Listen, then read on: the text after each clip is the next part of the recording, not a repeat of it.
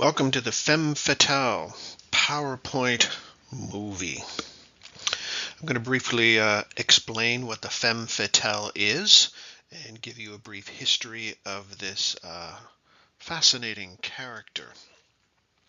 As Lou Archer says in one of Ross MacDonald's detective novels, she was trouble looking for somebody to happen to. And that's a good definition of what the femme fatale figure is. She might go by other names, vamps and vixens. We could call her the Black Widow Spider, the Dark Lady, the Dragon Lady, the Bad Girl, the Bitch Goddess. They're all kind of the same. These evil seductresses. These voluptuous, capable, cunning, but often treacherous female characters in detective and crime fiction. As you will see from the notes, there is a definition of what the femme fatale figure is in literature and film and art and myth. She is murderous. She is criminal. She is lustful. Many people have pointed out that this is a misogynist label as well, and there's certainly that in it. But this is the kind of woman we would see in 20th century detective fiction who smokes and drinks and gambles. She's got long hair, high heels, and jewelry. And this is the kind of woman that would speak in a seductive voice and wear kind of sexy outfits. Someone who likes to hang out in bars and casinos. And a character that can certainly hold her own with the guys. So a self-assured, capable, and assertive female character who's both sensuous and treacherous.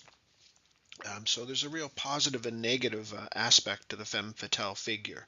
She can be self-absorbed, narcissistic, unpredictable, histrionic, psychopathic, lustful. Quite a fascinating figure in a lot of ways. The femme fatale figure has been around for a long time. Here's two biblical examples here. We see the femme fatale turning up in Jewish folklore and in Christian tradition as well. And the figure on the left is Lilith. That's from a 19th century painting by John Collier. And she turns up in the book of Isaiah. And her name appears in, get this, a list of monsters. Yes. And this is Adam's first wife before Eve, and she defies Adam. You can see the image there where she is wrapped around there by the serpent in the Garden of Eden. On the right is Salome, another biblical figure associated with John the Baptist, and she rather callously asked King Herod for the head of John the Baptist as a gift. She was an exotic dancer, a rather dangerous woman. And there was a famous play in the late 19th century, I think in 1892, by Oscar Wilde called Salome, where he depicts her story. Another biblical example here, perhaps you've heard of the story of Samson and Delilah. There she is there, cutting Samson's hair where he got all the source of his strength. She causes the downfall of Samson and weakens him by cutting his hair, so she's another dangerous temptress. You'll notice a theme running through these images. They're all rather depicted in the nude, again, sensual. And where else does Delilah appear? Yes, there's the 1960s song by Tom Jones. Put that on your playlist. Or maybe Leonard Cohen's song Hallelujah. Delilah makes an appearance in that one too. So another fascinating figure for literature and art and song. The femme fatale also turns up in Greek myth in several places. Here's a painting depicting Odysseus meeting the sirens, and they've been depicted there as mermaids, but also as birds, and they sing a tempting song to sailors, but he outwits them. He knows what they're all about, and he gets his men to tie him to the mast so he can hear the song, but he, I think, puts, is it honey or cotton in their ears so they can't hear the song, but he can, and he survives. Here's another femme fatale connected to Odysseus, Circe the witch, who uses magic on Odysseus and his crew, drugs them, turns the crew into pigs, I believe. So she's another enchantress. And there's others throughout myth. Obviously, Medusa, the woman with snakes in her hair, would be another example of the femme fatale figure throughout Greek myth. But the femme fatale figure just doesn't turn up throughout myth and literature. She's been connected to historical figures as well, like these two, Cleopatra and Mata Hari. On the left, that's Elizabeth Taylor, depicting Cleopatra in the 1960s. She was known for seducing and tempting Julius Caesar and Marcus Antony. And on the right, Mata Hari, that was a stage name for a woman who was Dutch. She was a World War I spy and exotic dancer. Turns out she was a double agent for the Germans. She was using her seductive powers to get military secrets. She was captured by the French, I think, in 1917 and executed for spying. For our purposes, the femme fatale figures through the early 20th century are extremely important, especially when it comes to film noir and hard-boiled noirish stories like the one we're reading here with The Big Sleep. Here's two famous actors, Veronica Lake there on the left, who turned up in several film noirs throughout the 30s and 40s. Films like This Gun for Hire, The Glass Key, The Blue Dahlia. You can see how beautiful she is. And on the right is Claire Trevor. And she became known as the queen of film noir. Throughout the 30s, 40s, and 50s, she was in some great films like Born to Kill and Key Largo. You can just see the look of her there. You don't want to mess with Claire Trevor. Two more famous actors from the 30s, 40s, and 50s. That's Joan Crawford on the left. She was known for playing a couple femme fatales in films like Mildred Pierce and Possessed. And on the right is Barbara Stanwyck, who is in one of the most famous film noirs of all time, Double Indemnity. It's not a coincidence that the femme fatale figure turns up a lot in film noir of the 30s, 40s, and 50s. Because these women really won't be bound by the domestic sphere, by things like marriage and family. So they're very interesting alternatives to traditional roles that we would associate with women in the mid-20th century, like wives and mothers.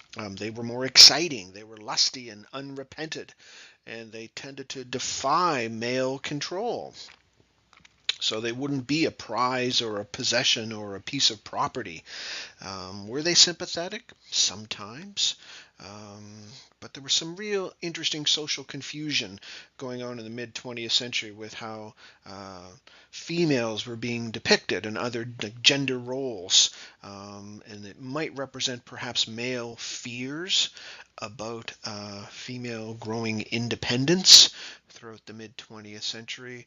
The more power women were getting, that they were more liberated, stronger, wittier, more educated.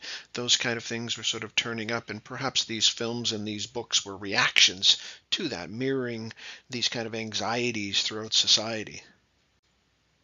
Two more famous actors from film noir, that's Lana Turner on the left and James M. Cain's famous story, The Postman Always Rings Twice. And on the right is Rita Hayworth in Gilda. And these actresses love to play these roles. As everybody says, it's more interesting to play the villain. So they were meaty roles, full of dialogue, full of action. And women through the 20th century in Hollywood films sought these roles out. They were fun to play. Lana Turner said playing Cora was her most favorite role throughout her film career. There's Lauren Bacall and Humphrey Bogart in The Big Sleep, the film adaptation of the book we're reading. Marlowe has to deal with several women in this story: Agnes, Vivian, Carmen, Mona, and they all cause him a certain amount of trouble. So you have to have, I think, an open mind when you look at the femme fatale figure. There's both positive and negatives, like I said. On the positive side, powerful, intelligent, energized, strong sexually, kind of an assertive, exciting, independent character.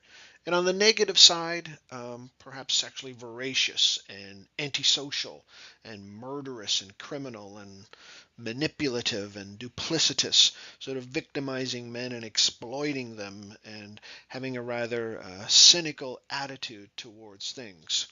So you have to sort of understand that an archetype is a little bit different than a stereotype. Archetypes are more varied.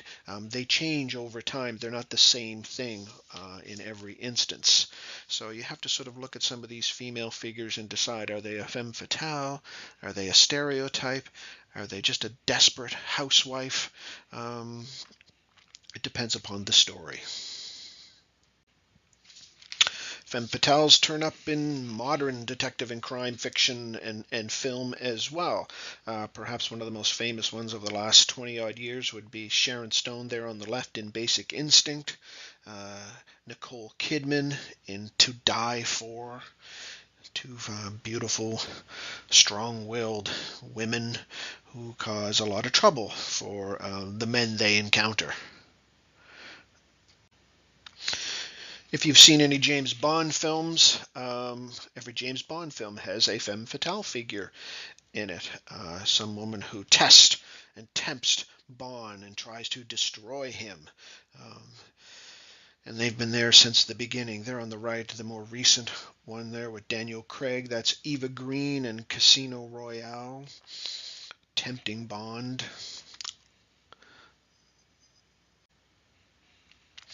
Angelina Jolie makes a good femme fatale figure.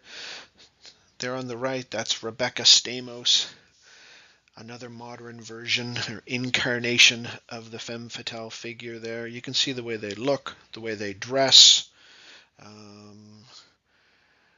These are interesting, beautiful women, and they go all the way back to these myths, to these poems, like in King Arthur, Morgan Le Fay, or in Keats' poem, La Belle Dame Sans Merci. Back to like the Sumerian goddess Ishtar. So there must be something significant about this figure that she keeps turning up in various guises over the last 2,000-3,000 years. Used differently right up into the modern age, but there is something similar connecting them all together. Perhaps you saw the recent Quentin Tarantino film, Inglourious Bastards. There were a couple modern femme fatales there. You can see, again, beautiful women. They're both holding guns. They're both formidable adversaries. And there's another famous one from film noir. This is from The Maltese Falcon. That's Sam Spade there with Bridget O'Shaughnessy. And she has a great line for him at the end. The lie was in the way I told it, not at all in what I said. Splitting hairs there. But that's the femme fatale figure, essentially. Kind of a figure that crosses class, that crosses racial boundaries, and serves as kind of a symbol of otherness and chaos and death. This lethal woman warrior who often serves as a threat to the patriarchal system, particularly from the 1920s, 30s forward. And however you see this figure and her depiction, she certainly captured our imagination for a very long time. So please pay attention to the femme fatale figures in The Big Sleep, and we will see them throughout the course as well. You may notice other versions of her. So I hope you enjoyed the show. Bye for now.